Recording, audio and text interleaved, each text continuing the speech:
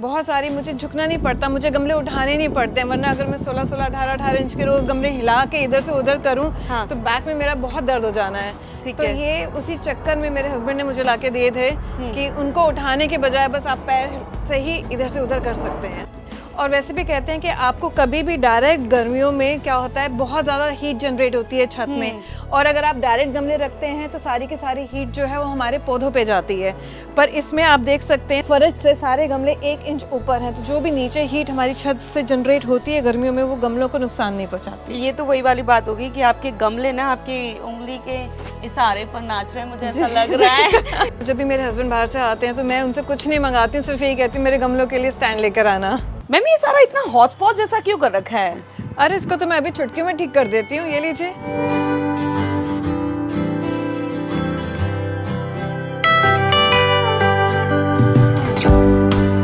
ये देखिए 1 मिनट में सारा सेट हो गया। अरे वाह, मतलब गमलों को उठाने की जरूरत नहीं है। बिल्कुल भी नहीं है। ये इसका मतलब कह सकते हैं कि ये आपके चलते फिरते गमले हैं। जी बिल्कुल, चलते फिरते गमले हैं। आपको जिस भी गमले को यहाँ से वहाँ करना है धूप में, आप इसको आराम से एक हाथ से घुमा के कर सकते हैं। ये देखिए। अरे वाह, कितनी ज्यादा अमेजिंग चीज है। तो ये किस तरीके से मैम ये चलते फिरते कैसे है? इससे पहले यदि अभी तक आपने अपने YouTube चैनल यूनिक फार्मिंग को सब्सक्राइब नहीं किया है तो अभी सब्सक्राइब करें, साथ ही बेल आइकन भी दबाएं ताकि आगे आने वाली वीडियोस की नोटिफिकेशन आपको मिलती रहे। तो मैं चाहूंगी कि एक बार आप अपना परिचय हमारे दर्शकों को जरूर दीजिए। जी, मेरा नाम सोनिया है और मैं पहले ऑर्नामेंटल प्लांट्स में बहुत ज़्यादा थी। 15-20 साल मैंने ऑर्नामेंटल प्लांट्स उगाए। अब पिछले 1 साल से मेरा ध्यान सब्जियों की तरफ जा रहा है, क्योंकि इतने केमिकल्स हम खा रहे हैं सब्जियों में, उस चक्कर में मैंने सब्जियां उगाना शुरू किया है। ठीक है। इन सारे पॉट्स के नीचे मैंने स्टैंड्स लगाए हुए हैं जिसमें व्हील्स लगे हुए हैं। ठीक है।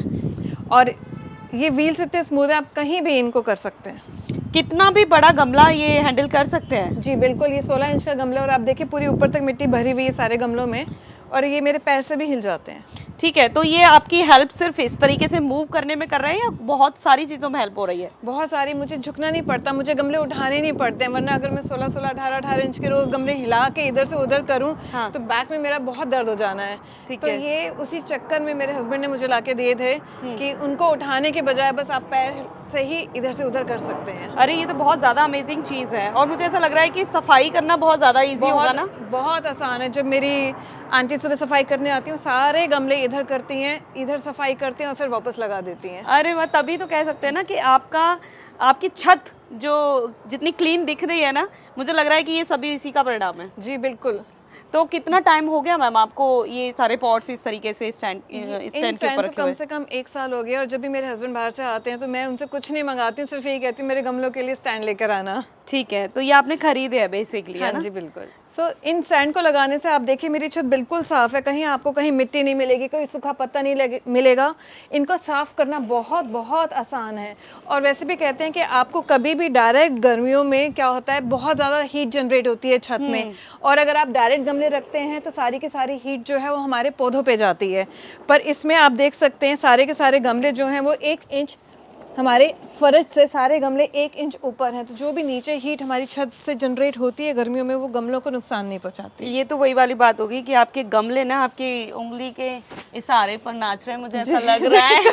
क्योंकि सिर्फ एक उंगली की हेल्प से आप इन्हें आगे पीछे कर सकते हैं, मूव कर सकते हैं। और बहुत सारे गार्डनर्स की ये सबसे ज्यादा प्रॉब्लम रहती है, क्योंकि बैक पेन इशू, कि इतने बड़े बड़े 10 इंच के गमले हैं या 15-20 इंच तक के लोग खरीदते हैं और बहुत सारी सॉइल हो जाती है, उसको उठाने में बहुत ज़्यादा दिक्कत होती है। तो आई थिंक ये उसका सबसे बड़ा सॉल्यूशन है। और दूसरा जो सबसे बड़ी चीज़ हो जाती है कि छत पर सीलन की प्रॉब्लम हो जाती है, जैसा कि आपने बताया। और ये छत हम जैसे देख रहे हैं ना, नीचे से एकदम क्लीन है, कहीं पर भी सीपेज की प्रॉब्लम नहीं हो सकती है। वो तो अब ये भी हो जाता है ना कि बहुत सारे गमलों में हम बहुत कम कम मिट्टी डालना शुरू कर देते हैं, सिर्फ इसी वजह से कि वजन ना बढ़ जाए। जी बिल्कुल। और जब भी आपने पौधा चेंज करना होता है तो आपको गमले को उठाना ही पड़ता है, आपको थोड़ी सी मिट्टी निकालनी ही पड़ती है।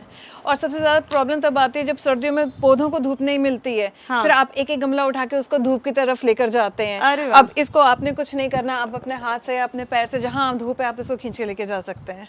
चलिए, ये बहुत अच्छी चीज़ बता दी है। एक तो ये हमने चलते फिरते आपके गमले देख लिए हैं, और दूसरा ना मैं आपके ग्रो बैग्स भी देख रही हूँ कि ये भी बहुत अच्छे लग रहे हैं। तो इन ग्रो बैग्स की क्या क्वालिटी है?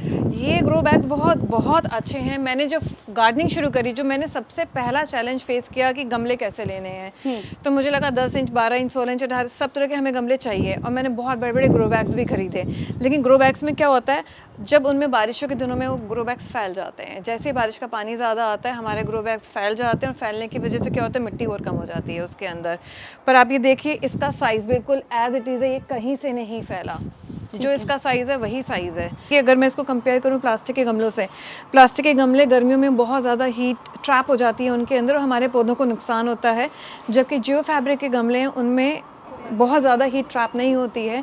पहले मिट्टी के गमले बहुत चलते थे, हम जाते थे मिट्टी के गमले लाते थे, और दिवाली की दीवारें मुझे याद है हम उस पर गेरुआ कलर करके उनको चमकाते थे। लेकिन उनकी मेंटेनेंस आज की डेट में बहुत ज़्यादा मुश्किल होती है, समय नहीं होता कि हम उसको लेकर आएँ, उसके ऊपर समय से गेरुआ करें और उनको ठीक करें। उसका जो बेस्ट ऑल्टरनेटिव है हमारे जियो फैब्रिक बैग्स हैं।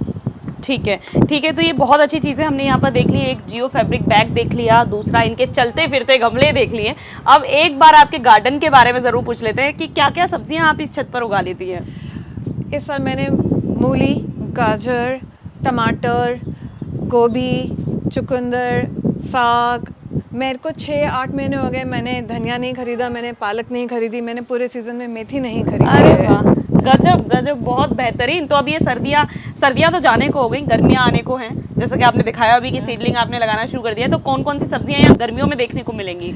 मैंने इस बार खीरा, जुकूनी, कद्दू, तुरई, घिया ये सब लगाए हैं, और उम्मीद करती हूँ कि इस बार मुझे पिछली बार की तरह अच्छी हार्वेस्टिंग मिलेगी। चलिए, ये तो बहुत बहुत ही अमेजिंग चीज़ यहाँ पर हमने देख ली है। जो लोगों का ये बहाना रहता है कि उनके बैक में इशू है या बहुत ज़्यादा वेट वो गमलों का नहीं उठा सकते, तो वो बहुत ही आसान तरीके से इन स्टैंड्स के ज़रिए इस गार्डनिंग को बहुत ज़्यादा आसान बना सकते हैं।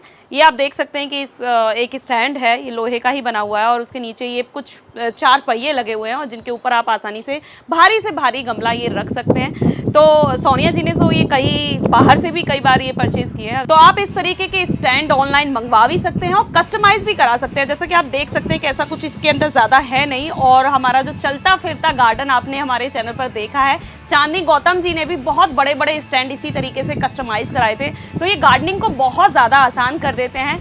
तो मुझे लगता है कि वीडियो आपको ज़रूर पसंद आई होगी, क्योंकि बहुत कुछ यूनिक था इस वीडियो के अंदर। तो वीडियो को लाइक और शेयर करना ना भूलें, और चैनल को सब्सक्राइब करें। धन्यवाद।